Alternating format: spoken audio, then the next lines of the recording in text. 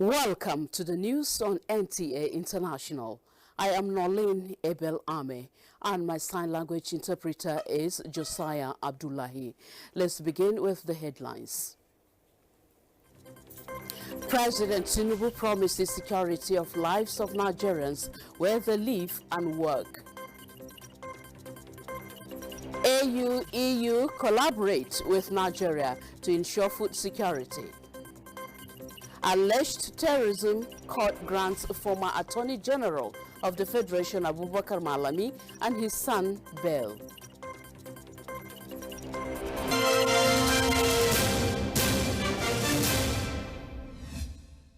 News. President Bola Tinubu has formally received a brief on the security situation in Bauchi State, which recently experienced some disturbances in a part of the state. Governor of Bauchi State, Bala Mohammed, this Friday, had an audience with President Bola Tinubu on the situation. He said he updated the president on the disturbing activities of bandits in Al-Kaleri, local government area of Bauchi State, which requires a timely attention. And the situation is escalating to a level where it will become a big humanitarian crisis, because out of fear and paranoia, most of the inhabitants are running to other states and other local governments at this time of fasting, and that's why I visited there with the aid of security agencies, saw the situation and brought a report to Mr. President and sought for special presidential intervention. And we know him to be somebody that is very serious with security. Without any prior appointment, I only prayed with him. He gave me he saw me immediately. And of course, I'm even proceeding to other very senior security officers under him, NSA and the rest, who would do the needful. So was his response? Very positive. He has already given directives. On recent happenings in the political arena, particularly the wave of defection from the PDP to the ruling party, APC, Governor Mohammed acknowledged the freedom of state governors to move to any party of their choice. However, the governor maintains his stand to remain in the People's Democratic Party.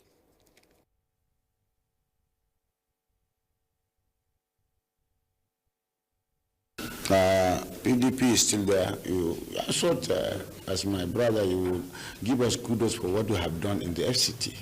At least you can see we are better than the big coalition that is everywhere. I don't want to mention them because there are people I respect in that coalition. But PDP is a party that is everywhere, in every ward, in every corner of the country.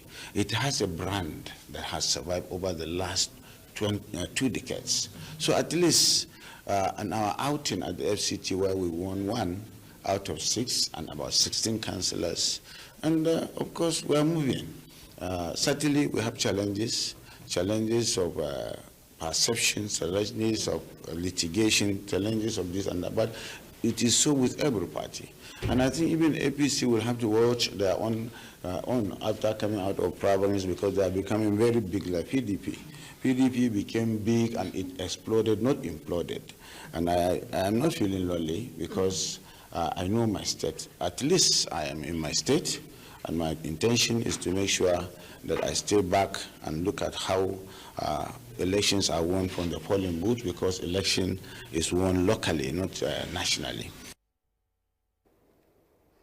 In another development, the presidency has expressed support for the Special Committee on Campaign Against Social Vices in Secondary and Tertiary Institutions, describing its mandate as critical to Nigeria's future.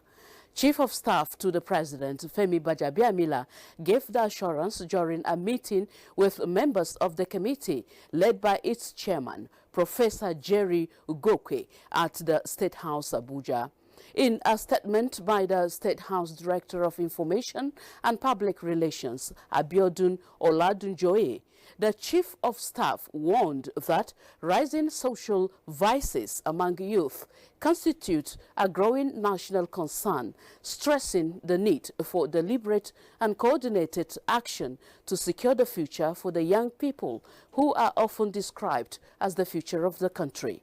According to him, many of the federal government's ongoing reforms are forward-looking and targeted at the younger generation, cautioning that failure to properly guide and support youth could undermine the long-term gains of those reforms. Vice President Kashim Shettima has pledged the federal government's support for the Nigeria Press Council's National Compendium on Economic and Tourism Potential across Nigeria. The Vice President stated this when he received a delegation from the Nigeria Press Council, led by its Executive Secretary and Chief Executive Officer, Dr. Dili Ezoha, on a courtesy visit to the presidential villa. State House correspondent Abdurrahman Jibrila reports. In fact, the quality of the job, the writings are so top-notch that we can embrace it as our national treasure. This is a national compendium titled Nigeria, documenting the economic and tourism profiles of the 36 states and the FCT, a welcome development with the sole aim of marketing Nigeria to the world. The publication is particularly significant for the tourism and creative economy sectors, as Nigeria's tourism assets, cultural heritage, and creative industries represent major drivers of economic diversification. Pledging presidential support for the Council's bid to get official national endorsement of the publication it is currently working on, Vice President Kashim Shettima promised to appeal to governors of the 36 states of the Federation to key into the project. So Nigeria is a great country with tremendous human potential. We need to get it work. And we need to rally around our leader, President Bola Ahmed Tinubu. It means well for the nation. Mark Twain said, courage is not the lack of fear, but the ability to act in spite of it. The courage he showed in taking far-reaching decisions is a humongous industry. Any other person can just kick the ball down the road, let it go, let another future man handle it. So we have to give it to him. Our tag as a pile of tourism and a home of peace and hospitality, based on the endowment. Bauchi State Deputy Governor Muhammad Awal Jatau notes that if the document is approved, every state is likely to benefit based on its respective tourism potential. The diversity is also the landscape, so every part of Nigeria has a very unique peculiarity about it. So it is very important for us to put all this together so that people coming into the country or using the compendium as a coffee table book or just using it as a resource to sort of capture and then, you know, take it outside the country, use it as a form of tourism. There's great potential in this country, great soft potential for development, economic development. And what better way to do that than to document the economic, the cultural and artistic strength and the potentials in this country. So that gave birth to this book. The National Compendium being developed spotlights Nigeria's economic and tourism profiles and requires the federal government's strategic direction on the document for economic growth and national coordination. From the State House, Abdurrahman Jibrila, NTA News. On court proceedings, the Federal High Court sitting in Abuja has granted bail to the former Attorney General of the Federation and Minister of Justice, Abubakar Malami, SAN, and his son, Abdulaziz, in the sum of 200 million naira each, and two shorties in like sum with a property in either Maitama or Asokoro, Abuja. Malami and his son are being prosecuted by the Department of State Services on a 5-count charge bordering on alleged terrorism financing and alleged illegal possession of firearms, which they pleaded not guilty to. Following their pleas of not guilty, Defense Counsel Joseph Daudu, SAN, informed the court of a bail application which was not opposed by the prosecution counsel. Justice Joyce Abdul Malik therefore granted bail to the defendants and adjourned the case to March 4 for commencement of trial. Meanwhile, in another case involving the former Attorney General of the Federation, his wife and son are standing trial on a 16-count preferred against them by the EFCC. Justice Joyce Abdul Malik ordered that the former AGF Malami SAN and 2 others to be remanded in correctional facility pending the outcomes of their bail application. The 16-count charge border on alleged money laundering and illicit possession of assets valued at more than 8 billion naira. At the resumed trial, the defense counsel, Joseph Daudu, SAN, urged the court to allow his clients to enjoy the bail granted earlier by Justice Emeka Nwite of the same court, but the prosecution objected to the prayer on the ground that since the former AGF and 2 others are being rearranged and took their plea of not guilty, what transpired in Justice Nwite was null and void. After hearing both parties, Justice Abdul Malik adjourned the case to March 6 to hear the bail application and ordered that they should be in custody of correctional service facilities. A prominent legal practitioner, Mike Ozehome, SAN, and Pomfa Hussaini, son of the former FCT minister, late Jeremiah Hussaini, have been arraigned before the High Court of the Federal Capital Territory on a 12-count charge. The defendants are being tried for allegedly using a fake Nigerian passport in a disputed property case in the United Kingdom. During the arraignment, both defendants pleaded not guilty to all the 12 counts. Defense counsel pleaded with the court to grant bail to the defendants. Prosecution counsel Rotimi Oyedepo did not oppose to the applications. Ruling on the bail application, Justice Chizoba Orji granted bail to the 2 defendants to the tune of 10 million naira each, with a surety in like sum. The sureties must have properties within the FCT. Elsewhere, African Union and European Union have engaged Nigerian farmers on the side effects of mycotoxin in crops and food. The delegation's mission was to raise awareness among Nigerian farmer leaders on the health and economic risk associated with mycotoxin contamination and to promote strategies for mitigation. Musa Babaliu's report. Many rural communities in Nigeria pay little or no attention to mycotoxins and aflatoxins. These are harmful substances produced by fungi that contaminate common crops like maize, groundnuts, sorghum, and millet. Medical experts believe that fungi poses serious threats to public health, food safety, and Africa's farming economies. The African Union and European Union teams are in Nigeria to highlight these health dangers and discuss solutions. Key talks focus on better handling and storage after harvest, plus possible joint effort to lower contamination. In Uprise, we are trying to reduce the mycotoxin problem by working on different mitigation measures.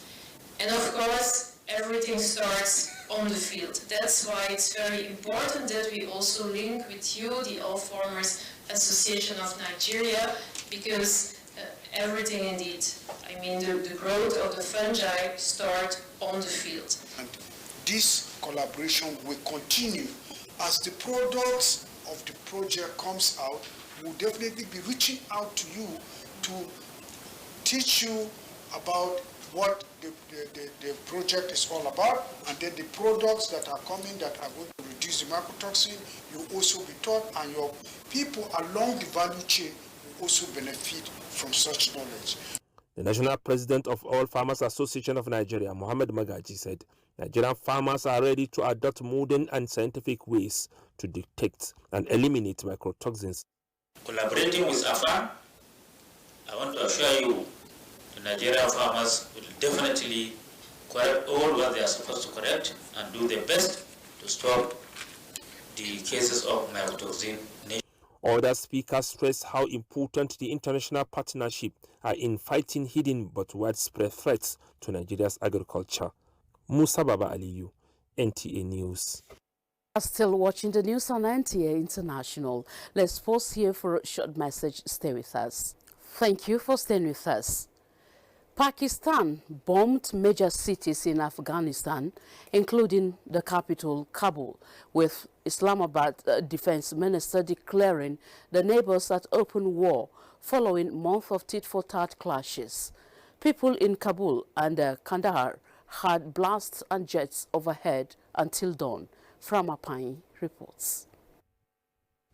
The operation was Pakistan's most widespread bombardment of the Afghan capital and its first airstrike on the southern power base of the Taliban authorities since they returned to power in 2021.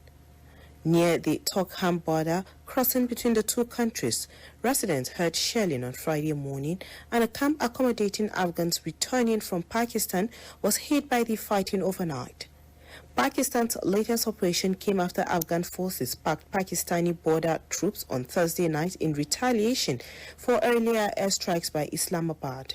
Relations between the neighbors have plunged in recent months, with land border crossings largely shut since deadly fighting in October that killed more than 70 people on both sides. Islamabad accuses Afghanistan of failing to act against militant groups and carry out attacks in Pakistan, which the Taliban government denies. Most of the attacks have been claimed by the Tehrik-e-Taliban Pakistan, a militant group that has stepped up assaults in Pakistan since the Afghan Taliban returned to power in Kabul in 2021. Pakistan's defense minister, Khawaja Asif, declared an all-out confrontation with the Taliban government, posting on X, "Now it is open war between us and you."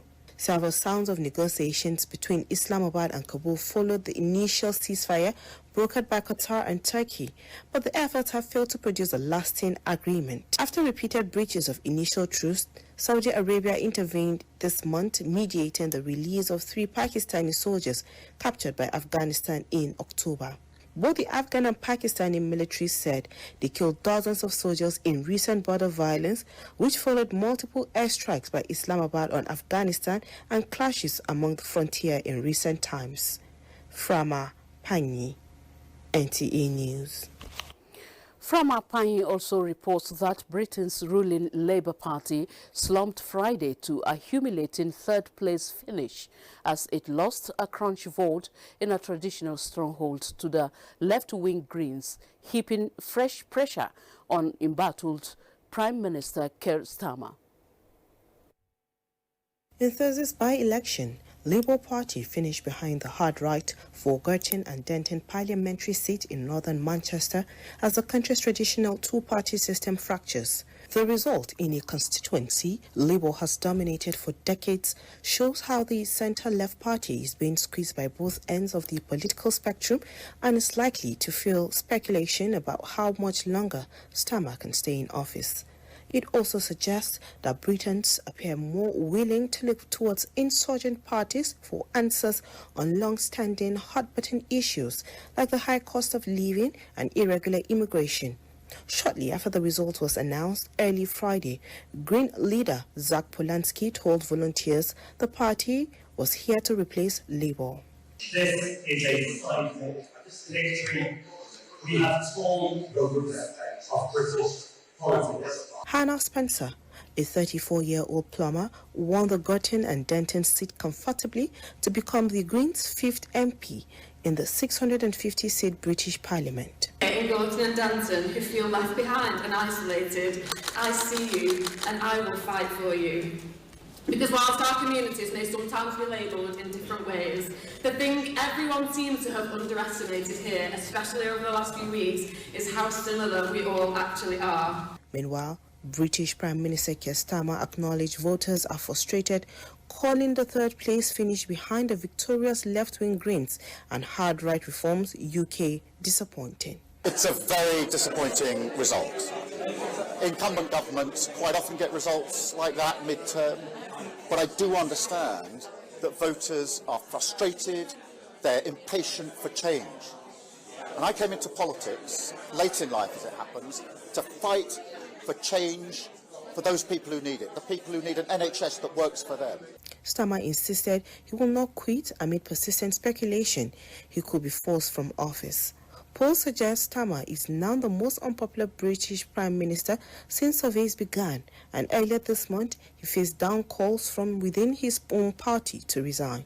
Labour had won the July 2024 general elections on a landslide, sweeping Starmer to power and ousting the Conservatives after 14 years in office. The next general election is not expected until 2029, but the defeat will intensify pressure on him ahead of May local elections when the party is predicted to also perform poorly. Frama Pani, NTA News.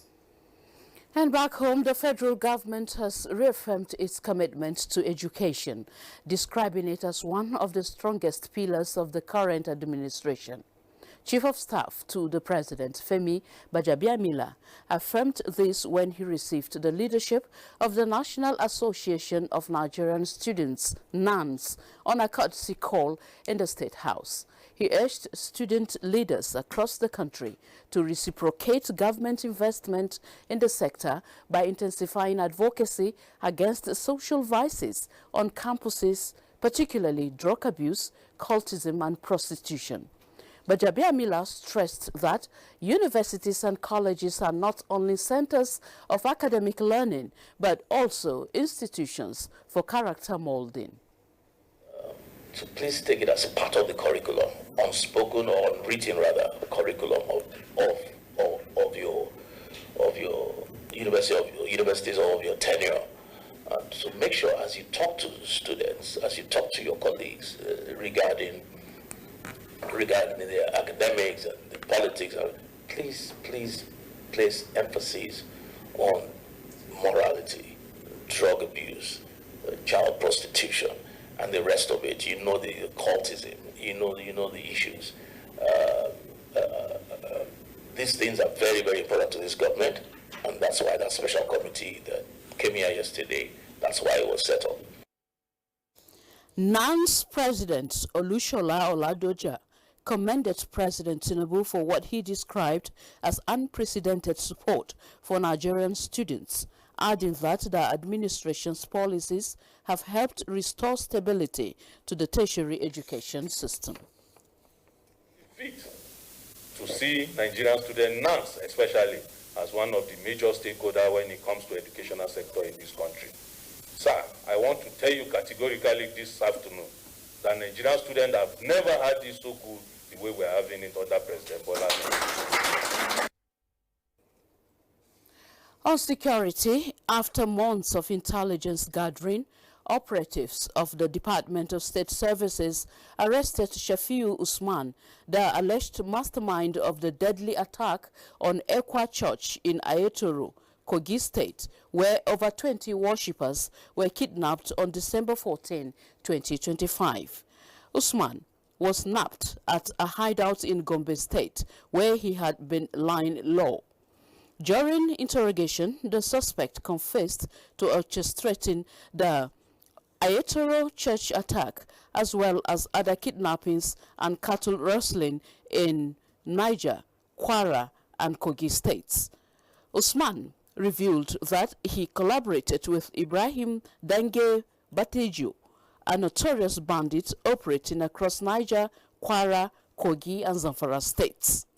The suspect remains in DSS custody awaiting arraignment.